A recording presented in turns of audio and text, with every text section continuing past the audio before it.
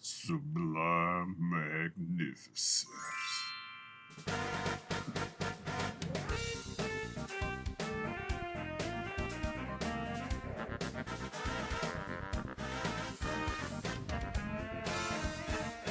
Hey guys, you know who it is, what's going on, when it's happening, where it's at, and why we're here today. How you doing? It is I, the sublimely magnificent big ugly himself, Omari Ellis Feo Grande on YouTube, back with another episode of This Guy Hasn't Seen. And as usual, I am joined by my friend and co-host, one of my best friends in the world, El Director himself, Bill Smith. Hey Omari, thank you for having me back. It's always great to be here in this little movie club we doing, sharing movies back and forth. One guy has seen it, the other guy hasn't. That's usually how it rolls. Sometimes we go back and forth, sometimes we don't. Sometimes I mess with the timeline a little bit. Yes, sir. This week is for the ladies.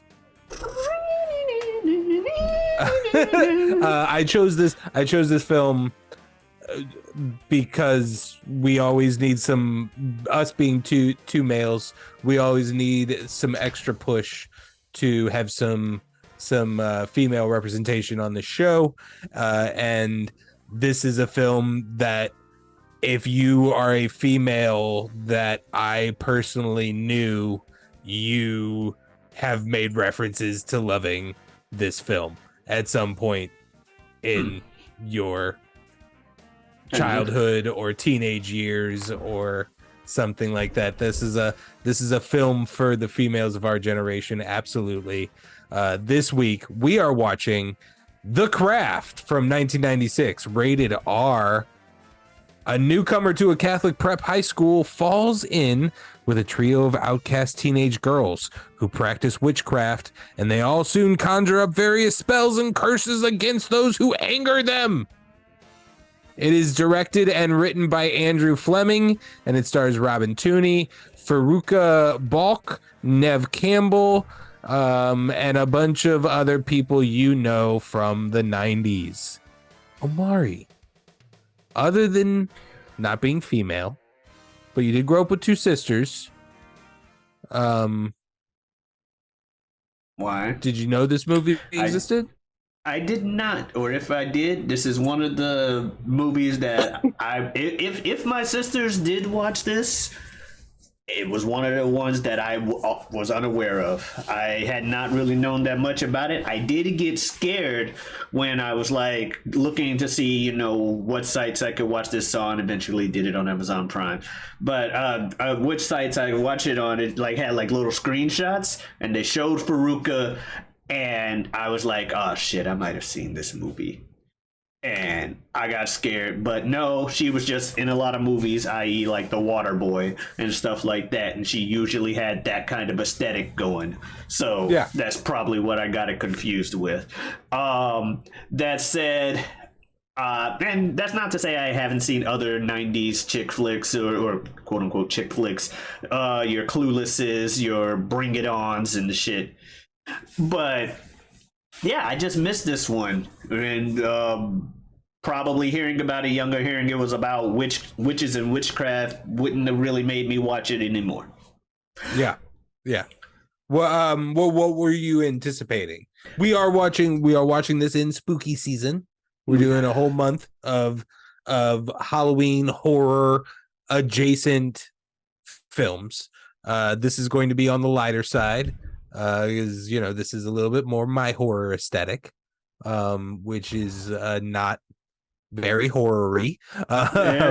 But it's witches and it's spells, and there is some horror moments. It's classified as a drama fantasy horror. Okay. I mean, last year we did a comedy horror with Tucker and Dale. Right. So again, more my horror aesthetic. Horror themed. Yeah, and I told you. So what were you anticipating? I was anticipating witch stuff, because it's spooky season, and a movie suggested was called The Craft.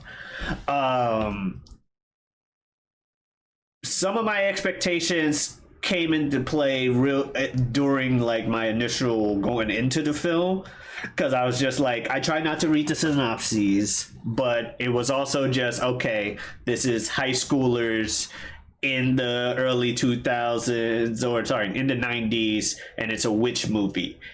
And I'm a mixing the expectations with the initial reactions because of this. The second they go, we just moved to this new city, and they pulled up to that school, and I'm like, oh, so this is new school, fish out of water, outcasts, resort to like witchcraft to take it out on school and or society. And essentially that's kind of what it evolves into. I did think it was interesting start with how they had like the seance shit with the three side characters, well, not side characters, but three support characters. Between them doing that and then immediately cutting to like silence on a plane, and then them just depressingly going to the house as the depressing ass song plays, I'm like, oh, this is exactly what kind of movie you're getting into with all of this fucking imagery and everything. It's just like, okay. And then I got thrown off guard because they moving into their house, getting into the initial reactions and shit in the movie. Yeah.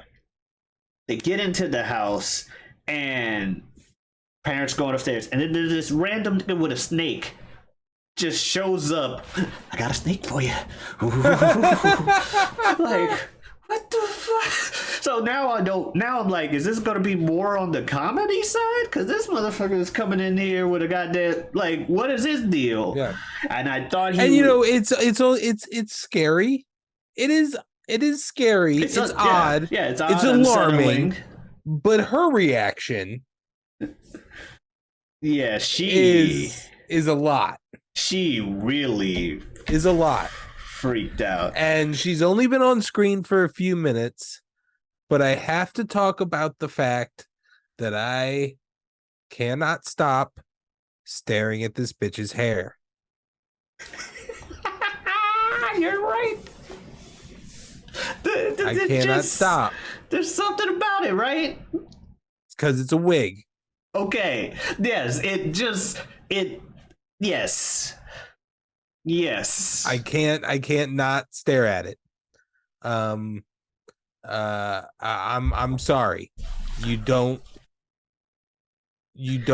the actress has a gig before this film called Empire Records, where in that film she shaves her head. I'm sorry, you don't get to do this movie. Cast somebody else or wait until her hair grows out. Having her be the star of this film, wearing this wig the entire time, and the only thing I can do is stare at this fucking wig. I didn't want to curse this early in this episode. But it's awful. It's awful. Yeah, her hairline is too distracting, and you see way too much of it. Like, because at first my wife didn't believe me. She was like, no, that's her hair. It's just styled weird. And I was like, no, I don't think so. I don't think so. And I kept being like, look how it moved. Look how it moved just then. And then I'd be like, look at her hairline. We see the entirety of her hairline. We don't see anybody else's hairline like that, because that's not how hairstyles work. That's not how hair works. You're not wrong. I knew I didn't put together wig or anything like that. I think I was closer to the wife's side of things. That's her hair. It's styled weird. Like, it would be distracting to me as well in times. Like, I'd see her and be like, she's on the screen. There's her hair. Oh wait, what's she saying? Like, so it was definitely. That's why I'm like, yes, there was something about it. During my post-film research, I discovered that she was in Empire Records, which I watched several times. I think it's a movie that's not going to hold up well to time. But it was a fun movie of the 90s. And in that she is shaving her head. And because of that, like that film wrapped like a month before they started making this one. So the entire film, she's in a wig. I'm just laughing so hard because of because we eventually start skipping around shit anyway. So I'm just gonna talk about it when they first do the little glamour thing. The fact that looked like I put CGI. It wasn't CGI, but whatever they did to do the effect of her like changing her head, where her head looked like it was just superimposed on itself, and just the fact that now you have the super fake looking head with the super fake looking hair, it just really makes it not that particular effect and scene not age well at all. And it explains why that stood out to me. So I'm just laughing like, wow, that's just fake on top of fake at that point. No wonder that was so weird and Yes. off-putting.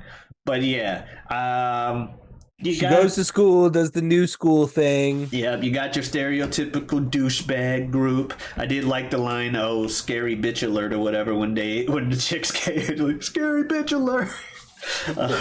To be fair, that's the vibes they gave off too. Like, even if they weren't witches, I could totally see them being accused of being one, especially Faruka, because I mean, that's her aesthetic. That she, like I said, she loves doing the goth shit for movie roles, as far as I know off the top of my head. Yeah. So in the process of doing her own personal research for the role in this film, she bought her own occult store that she continued to own until, I believe, 2013, where she eventually sold it to the two store managers that had been working the store for her for years. But yeah, she owned her own occult store. I believe there's a quote somewhere that I read that was like people think that I'm a real witch in real life, and that's not true. I own my own occult store, and yes, some of the experts that were on set for the making of the film were personal friends of mine that I put in touch with the producers. But no, I'm not a witch in real life. You're definitely the most believable of them. And they do, and just kind of putting together like stuff as the movie goes on. Yeah. And just I think this movie is kind of a jump around. Like, listen, it's your typical 90s high school new kid movie with all of those tropes. But yeah, they early on they made sure to be like, yeah, so these girls are clearly like a hive mind, but there's definitely a queen bee that sets herself apart from the other two. And me thinking that it was gonna go a certain way, I'm like, so clearly Faruka or Faruza or whatever, Faruka, yeah, clearly she's gonna be the evil one. I did not believe she wouldn't be, because I'm like, especially when they have their first little the little induction ceremony after they had to get ran over. I guess that's my first standout moment. Snake getting ran over. Snake dude makes a second appearance. I thought he was gonna be so much more important than he was. Yeah. When he showed up the second time and he gets ran over by a car. Or that thing means anything? Or that it means I had anything? A dream you died. Yeah, I thought that would matter. Couldn't it mean something? I'm like, could she lose in the end? Because that dude said he had a dream she died that had to be prophetic or something, right? No? Oh, okay. There's a crazy guy with a snake that we're gonna kill. Crazy snake dude. And we're gonna like that's one of the more horror moments of the film. Is his car crash. Yeah. Is him getting run over by a car. Like they throw a human looking dummy underneath the tires of a car. And it's nasty looking. But then his roll out kind of ruins it a little bit when they cut Yeah, it when they takes you come back back to a out real of dude. Yeah, it brings you a little bit back more to reality. Like, okay, no, wait a his head should be a pancake second. right now. His head. I got watched hit by that head car. go under that tire. That car, boom, on that head. Yeah. But yeah, that was crazy. And one of the things I thought was interesting, so they had their little induction ceremony where they start drinking out of the thing. I drink to my sisters and I drink to this. And everybody's drinking to like minor things because we've already had the montage of why each of their lives suck as a high schooler. Main characters, love problem / head jock douche being the jockiest of douches, and all of that involved. So she does something involved him. Black girl dealing with the racist, the stereotypical 90s racist. I don't like Negroids. The roids part of it, I was like, what is that a thing? Roids? Negroid?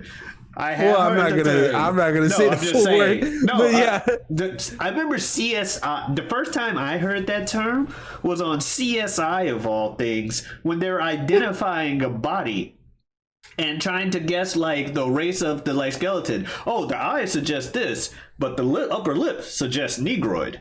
I was like,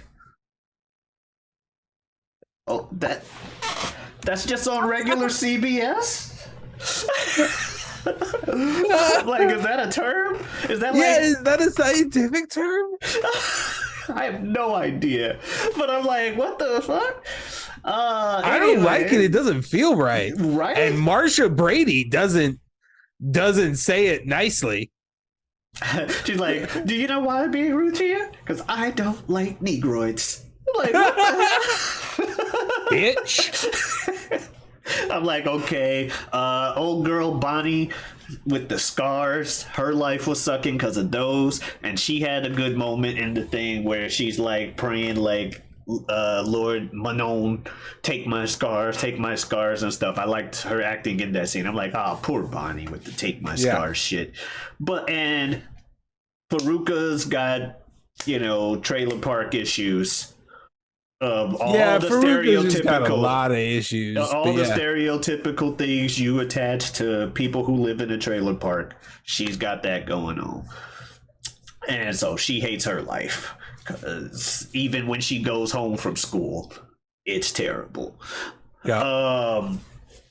And then so they're doing this, and everyone's dealing with those other issues, like, oh, I'm gonna get back at the dude that's messing with my heart and stuff. I'll make him fall in love with me and tease him for a bit. Black lady's like, I want to screw over the racist white bitch. Bonnie, take my scars off of me, please. And Faruka's like, I wish for all the power of the god. Guys, we're not gonna focus on the fact that she just said she wants all the power of the god while y'all wish for minor things. No? Okay. And then what's her name? The thing that bothered me a little bit was when main character Sarah, I think her name is, when Sarah's love thing starts working to the degree that it is, the others are getting surprised as their stuff works.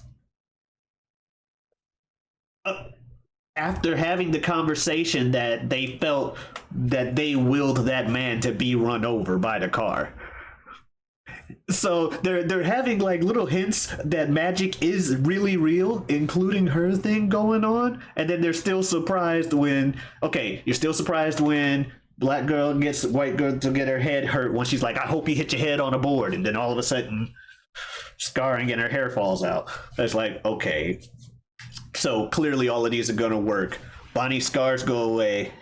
Okay, and then what's her name's like, my thing didn't work. And then I forget what she does, right? Oh, she gives a guy a heart attack immediately because it gives the evil stepdad the heart attack. And I'm like, and she's like, wait, what? And then we got 175,000? This is working? What?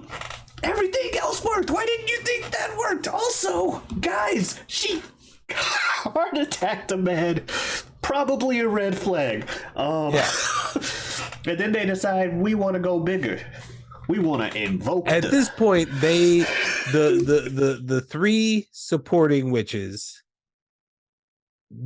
become cocky assholes. Like their shit don't stink. Like the Fuck you, bitch! I got powers. yeah, the two lackeys just become complete and utter dipshits. They're just like every brain cell leaves their body and they just become like Yeah, they especially do it after the spirit invocation. Yeah. But yeah, they're just like, I agree with you. I agree with you on that. They do that. The second Bonnie's scars go away, maximum bitch mode. Right, which is she comes to school the next day as a completely different person, but everywhere that her scars would have been are still covered by the outfit she's still wearing. I'm not gonna lie, I expected one of those like tops that it's shoulders. Right, she didn't even show off her back or anything. Like it's just she walked in with makeup and cleavage, and not baggy clothes. She didn't have a hoodie on anymore. She was willing to show her shoulders. They did it intentionally for the entire cast. I mean, at the beginning of the movie, everybody's in like baggy, drab colors and like washed out. Like even things that are black aren't fully black; they're like grayed blacks, and then progressively through the film, one of the actresses, I think Rachel or Rochelle in the movie, actress Rachel True, said that as our powers grew, our skirt shrunk. I can see that. And they filmed this. They did this film in mostly chronological order, and so they would just progressively change the wardrobe into more flamboyant attire as the film progressed, which is a nice touch. Like, say for like Nancy, the evil one, just goes full out. Like by the end of the film, she's got a spiked dog collar. She's got like 8 silver chains. Her hair is like all like shh. Maximum that, like, yeah. But yeah, they get to the point to where now Faruka and everybody, they're getting power crazy. But main character, she starts having doubts when the guy that she told to fall in love with her is now knocking on her window at 3 a.m. because he can't do anything but think about her day out of day. Right. Literally. Yeah. And she's like, he's obsessed. Yeah. Even later in the film, when he tries to perform a sexual assault on her, she doesn't even blame him. Yeah, because she knows that this is all in effect of the spell. Yeah, and she gets that because she tries to cancel it because they have a magic shop that they keep going by. And I'm not gonna lie, because of only the slightest physical appearances between the shopkeeper and her mom's picture, I thought it was gonna be a reveal that the shopkeeper was her deceased mom. When they were having that really tender moment near the end, I was like, how can this doesn't end up being her mom? Because it's been a long time. I don't think I've revealed yet, but it's been a long time since I've watched this. It's just one that I've seen a few times as a kid and teenager, maybe a young adult. Like, this is a movie that, like I said, girls of our generation like to put on around Halloween. Yeah. The second usually I go down the hall on this night here after we decide what we're watching next week. I head down the hall, and within the first 20 minutes of me being down the hall, I voice, "Hey, blah blah blah next week." And then so last week I come down the hall and I say, "Oh, we're watching The Craft next week." She's like, "Oh, I've been wanting to watch that for like 2 months." I was like, "I knew you did, because you wanted to watch it last year around this time." And we didn't end up watching it. I don't remember what happened. That's nice though. But yeah, why did I go start down that line? I hadn't seen it for a while. Oh, right. Yeah. The shop owner. I was like, how could this possibly end up becoming her mother? Because they absolutely the movie feels like that's where it's going somehow. But like, bitch would know that she's talking to her mom. Like, I don't know. Yeah. Oh yeah. The other thing that they did that clearly showed it was magic, the fucking light as a feather, stiff as a board thing. Right. Like, yeah, we have magic powers. Yeah, you guys should have been known that your other spells was gonna work, because you guys did that whole thing. But yeah, once they yeah, she gets the warning from the shopkeeper that, because she tries to cancel the spell, and the shopkeeper's like, oh nah, that's gotta run its course. And by the way, anything you do, you get back ×3. And she's like, so she puts the fear of, the fear of the higher power into this girl. And so she starts doubting what they're doing, rightfully so, like any sane person. Like, well, damn, if that's gonna do that, I'm glad that's all I said. If we do anything worse, that's gonna be too. And immediately as they're getting this warning, fucking Nancy, invoke the spirit book, bitch. I want this. I want to do the most dangerous thing ever. But we literally just got warned about, I don't give a damn. I got $25. I usually steal your shit. I'm buying this. Now shut your damn mouth. It's like, Yeah. and the shopkeeper knows they come in and steal and just lets them do it anyway. She's just like, oh, you want to pay for it? You're not like them. Cool.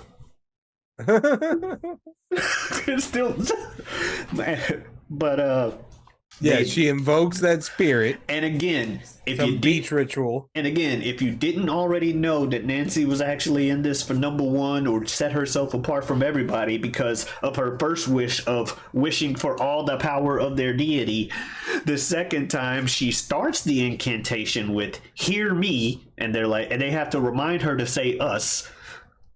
She's like, so, hear me, us, hear us. And then as it gets to the end, she's like, fill me. Like the last thing, she's like, fill me, fuck them. Power straight to her. I'm like, oh yeah, here it comes. And then she just starts crazy. She goes crazy damn near instantly. From this moment forward, she is bonkers. And I don't understand why the two lackeys are still lackeying at this point. There's not much justification. I mean, everything that is good that has happened to them is Sarah, the main characters involved. Like these three girls were just girls playing witch until Sarah showed up. And like the shop owner was immediately like, oh, you actually have powers. Yeah. These girls are fucking around, but you got something. That's something I noticed when she played with the pencil in class. I'm like, wait, she already knows witchcraft? But she didn't know witchcraft, but she was instinctually magical. She's just a natural. The original script for this film, the original concept of this film was a lighter, even more typical 90s teen high school film where actually all 100% of the magic was coming from Sarah. And the three girls were just like leeching, just like would happen to be there and thought that they were participating and leached off of her popularity and suddenly became super, or not her witchcraft or her popularity, but her witchcraft. And like suddenly we're walking around like their shit don't stink, when actually they were doing nothing. And then eventually the Sarah character just enacts revenge on the three in a much lighter teen comedy form of like high school embarrassment. Gotcha. Like they fall in the trash can in the middle of the cafeteria and have to run out screaming, covered in spaghetti. That kind of movie. Okay. That was like kind of the original conceit for this film. And so there's still nuggets of that living in the like in the like, you know, they're kind of not able to do anything until Sarah shows up. Oh, yeah, that makes sense. It makes sense with the story, but yeah, I'm with you. I'm not sure why the lackeys keep lacking. I was expecting it, like I said, I expected the whole time there to be one evil witch and it to be Nancy. So I was expecting the two of them to turn on her, and the turn never really came. Yeah. But when Nancy does the whole thing with Chris, because it was funny, like right around the first time before Chris does the douchebag move of telling the whole school, or even, you know, trying to go further with her the night before, I was just like, I don't like this Chris guy. He feels like a douche. And then immediately, so, want to go back to my place? I want to go home. Oh, Ugh. okay. Fine. And then tells the whole school that he slept with her anyway. It's like, okay, so that was proven correct immediately. And I didn't feel bad for him, for real. I know to a degree they kind of like, damn, he literally has no control over his free will anymore. But he also took said thoughts and tried to go sexual assault man, with them. the shit that kind of guy, that kind of character does so casually can ruin these women's lives every single day. And it's so casual to that kind of character Yeah. that you don't really feel bad for him most of the film. I don't really feel bad for him. If old girl hadn't just straight up used the line like, why am I mean to you? Because I am racist, or I don't like Negroids, as she puts it. Still one of the weirdest things to say to somebody, just that exact phrasing. If she wasn't so unapologetically racist, I could feel bad for her, because she's sitting in the shower like... It feels like it's maybe leading to, like, if this was a television series, by season 2 she would be approaching Rochelle and actually verbally apologizing, like, because like that moment that we have at the party where she's in the full wig, it feels like she's about to like apologize. She's going to do something and it never happens, and they just walk away in silence. Hers feels like maybe something that you could try and start to do a redemptive arc for. But also the thing that's also much worse in my thought than what's going on with Chris. I don't know. I mean, it's torturous to like be pining in love. But also for a lot of that, the girl I don't feel bad for Chris. Yeah. I don't feel bad for Chris at all. The other girl is like, like you said, it's more torturous because she's like bleeding from her scalp and shit. Yeah, it's like open wound, scalp, and that is like life altering.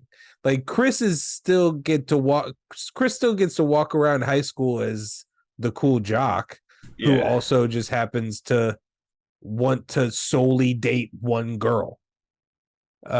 Like he, at least we're not depicted as him like ruining his life over this obsession. Correct. He's just really obsessed about this girl, and almost takes and really gets really fucking close to taking it to a dangerously unforgivable and especially with that being his solution to the problem, I'd have no sympathy for the man. That's what I'm saying. Like, I had no sympathy for that. You know how many girls I liked in high school that didn't like me? I ain't raped nobody.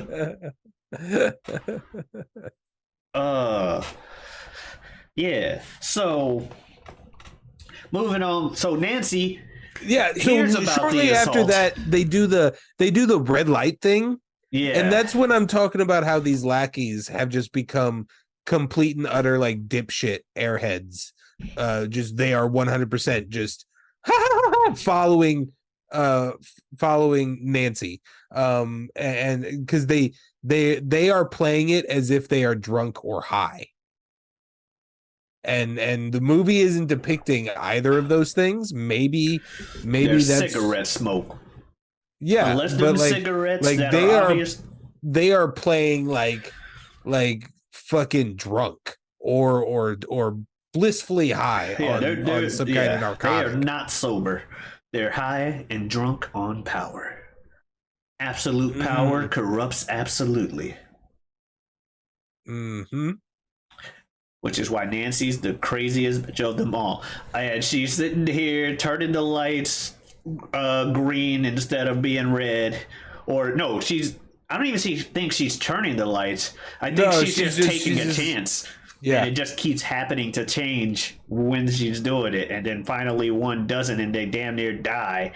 And they're all like, except, the sane one who's trying to tell the other ones, who even like turns to them like, guys, y'all don't realize what's happening? Like, think about this. She's also like, why is telling you guys, hey, let's calm down a little bit, the ultimate betrayal? I'm not saying let's never use our magic. I'm saying let's think before we use our magic. Right. Just anybody. And she's like, hey, anybody else noticing that literally the very first time this bitch is questioned, she wants to kill me? No? Okay. Y'all are cool with this? Okay. Yeah, I kind of want out this group. And she really decided she wants out once Nancy kills Chris. Because Nancy's going crazy. First, she tries to sleep with Chris. And then once she gets discovered, she does which, again, her changing her head to King Sarah's for the fucking CGI effect with the fight with the wig on top. She's mentally challenged. She has some severe problems. Like psychologically, she is more than likely going to that party because she is jealous in that moment that Chris wants to have sex with Sarah that badly that he would sexually assault her. And so first she goes there to try and have sex with Chris as Nancy. And then Chris will not do that because he's still under the spell. And maybe he just doesn't want to have sex with Nancy anymore. Nancy alludes to them having a past. But we only hear that from Nancy, who is depicted as a crazy bitch in this movie. And then when she can't achieve that, she glamours into Sarah and tries to do the deed. Yeah. And then once she gets caught, tries to act like she is punishing him. Yeah. Like, no, you were just trying to sleep with him. What are you talking about? And she's like, he needs to suffer for what he did to you. She's like, no, that's not what's happening. But once he accuses her accurately of being jealous, she snaps and throws his ass out a window. Chris is dead. Yeah, makes sense. There's like, well, there you go. But that was when Sarah's like, okay, we're literally killing motherfuckers now. And there's no ambiguity to, did we cause the crazy snake man to get run over by a car? She has killed her evil stepdad, or evil enough stepdad, and now she's killed this man in front of my eyes. I need to get out of this group because now I'm also having nightmares by the three of them. I thought I had a memory of her killing her mom too. I'm glad that didn't end up happening. Yeah, I kind of liked the mom. Like when they got the house, at least once things started going. She's helpless, but she was funny. I don't. Yeah, she was in there just the right amount of time for like one funny scene. Move on. But yeah, the dad's dead. Chris dead. Oh yeah, but then she leaves the group. Final showdown, and then which begins with Nancy being like, "Your family left the house because they thought you ran away to San Francisco." And then I killed them motherfuckers. What? Holy shit. She just I killed a whole plane of people because you won't be my friend no more.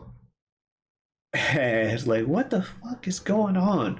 And she's like chasing her through the house, all the fucking. She's like, you're gonna kill yourself tonight. No, I'm not. Yeah, you are. Yeah, I think you are.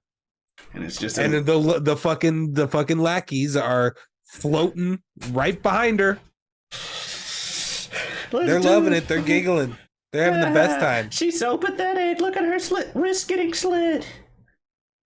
Which one of the three said earlier in the movie when they looked at her scars from having tried to kill herself in the past, they go, "Oh, and you did it the right way." You know. But when they decide they're going to convince her that she's slitting her wrist this time and killing herself tonight, they literally, go across the street as opposed to down the road. And it's like, if you know what the right way is, do it the right way. If you're really trying to convince her that she's killing herself tonight. Yeah. I don't know why. Well, they don't. I mean, only Nev Campbell knows about that. Because even when they're walking away after that, one of them turns to Nev Campbell and goes, "What do you mean doing it the right way?" Yeah. She's like, "Don't worry about it." I don't remember which one until said Sarah that. shows up. These bitches are posers. They ain't doing shit, but like robbing a book from a nice lady every once in a while and pretending like they know what they're doing, wearing black lipstick. Like they're fucking posers until Sarah shows up. And so yeah, like for like even killing somebody, Faruka doesn't know what she's doing. And she's just yelling, "Ha, she's so pathetic!" And it's like, yeah, man. What are you? Like, you want a crazy bitch? Yeah, and I'm Boom. like, she gives it to you. It's so much that I was unsure of what the motive actually was. I'm like, is she trying to kill her? Is she not? Is she just trying to get her to say, "Fuck it, I'll be a witch for life. I'm not gonna be pathetic no more." Look, No, I think in this moment her character is like the lackeys don't realize how far it's gone, but I think Nancy is like, I'm God status now. Like I get to do, like she's reached mental point of like I get to do whatever I want. Yeah. Nobody ever gets to tell me I get to kill whoever I want whenever I want. Yeah, I'm just gonna go about life like that now. I definitely get the God status thing, but I just meant like in this moment, her chasing her around the house, like because she gets her cornered, crying in a tub, thinking she's bleeding out of her wrist, and she just goes, "Haha, you're pathetic," and goes away. Like, no, kill shot. Well, that's the tub is before the wrists. Oh, the okay. tub is in the lead up because she also wants it to be dramatic. She wants to be she's psychotic. She wants to play with her food before she eats it. She wants it to be entertaining for her. And she has to entertain the lackeys who are giggling behind her. True. But then, yeah, she does the whole wrist thing, sends her up, and girl runs upstairs. She sends the lackeys after her, who finally start to look like they're starting to gain their senses at first, where they're like, "Okay, this is a little much. What are we doing?" Yeah, they just kind of walk around like, "Hey, Sarah." Well, first they're like, "What are we doing?" And she's like, "Get the fuck upstairs." And it's like, okay, maybe it's fear that's motivating them. Oh yeah, the knife. Yeah, and then Nancy has the knife moment. She's like, "I'll fucking cut you if there's ever." Yeah. And so they go upstairs, and then what's her name's like, "Oh, I know. I'll make them see whatever happened to them or whatever their spells being returned ×3 in the mirror." And they run the fuck out. Which, at first I was like, "Oh, that's just happening to..." When they first showed them with the scars and that, and she's saying the line, "Make them see," I thought they had just convinced themselves that they still look normal and that was happening to them and they didn't know. So she was showing them. And I was like, "Oh, okay." But then they showed them literally looking at the reflections and they're perfectly fine. And I'm like, okay, she's just making them think that happens. So it's the return to you ×3 BS? Yeah, it seems like that's the shop owner just being like, "Well, be careful. Everything happens. Comes back to you ×3. Karma's a bitch. When you point a finger, there's 3 pointing back at you." Yeah, the classic. So yeah, it was like, okay, that's okay. They're just gone. They're not. Faruka's not even gonna be like, "Yo, nothing's wrong with y'all." You know what I mean? Yeah, I'm like, yeah. so that happens, and then we get the final showdown. They're like, because Sarah A invokes girl the spirit. calls upon her ancestors. Yeah, calls upon her ancestors to invoke the spirit, her damn self, and they're fighting. And who was it? I think Sarah looks like she's gonna. Oh no, Faruka starts like crying and being like, "I'm defeated, so and so," and I'm like. Before that, Faruka goes upstairs looking for Sarah, and she can't see her. She turns around in front of a mirror, and I'm like, Sarah's totally coming out of that mirror. Oh, there it is. And then eventually Sarah's like, haha, you ain't shit. I'm the main character, not you. Please don't hurt me. And I literally just typed like, don't fall for this. And sure enough, immediately, because she tries to bind her. She tries to do a binding spell, and the psychotic comes back. Like she has a moment of sanity, and then as she's starting to get bound, she breaks. She breaks and attacks, throws a fucking like dresser at her and everything. And then I go, ... You don't fall for this either. I don't want you to think that she's dead just from that. Come on now.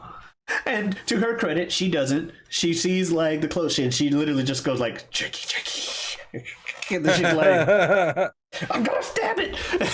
And sure enough, she wasn't falling for her, so Sarah just comes out of the wall and magics her and then binds her.